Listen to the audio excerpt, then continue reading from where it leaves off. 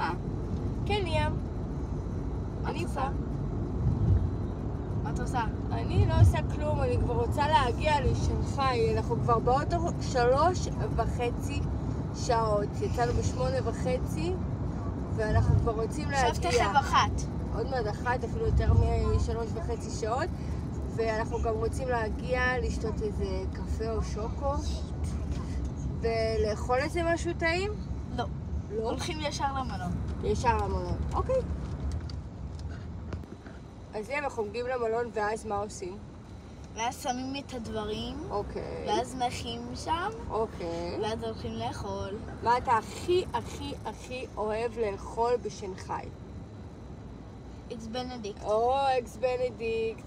ואיפה אתה הכי אוהב לאכול אקס בנדיקט? אני לא יודע איך קוראים למסעדה. יש מסעדה שאתה הכי אוהב לאכול באקס בנדיקט, וזה הנאמבר 1 שלך, נכון? רק בשנגחאי, אבל הפוד שאני הכי אוהב, האוכל שאני הכי אוהב, כן. זה לא אקס בנדיקט. אז מה הוא? יש הרבה. מה נאמבר 1 שלך?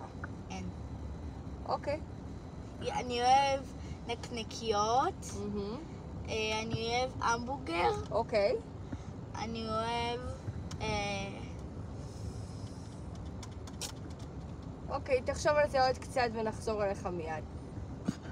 לא, אפילו אני אוהב, דובאי צ'וקולט. יאללה. דובאי צ'וקולט. יאללה, נמשיך. אוקיי, נמשיך. המשכנו. אני אוהב יותר דובאי צ'וקולט גם, אז זה נקניקיות, המבורגר ודובאי צ'וקולט. זה מה שאני הכי אוהב. אוקיי, ואני אגיד לך משהו, אני הכי אוהבת לאכול, זה... אתה זוכר שאכלנו ביחד את הביף קרפצ'יו? כן. שבצלחת הגדולה, זה מה שאני הכי אוהבת לאכול.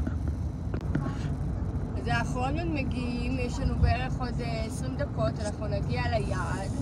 וכמו שליאם אמר, נשים את המזוודות, נלך לאכול, ואז נחזור לנוח, כי אני וליאם עוד הולכים לחדר כושר.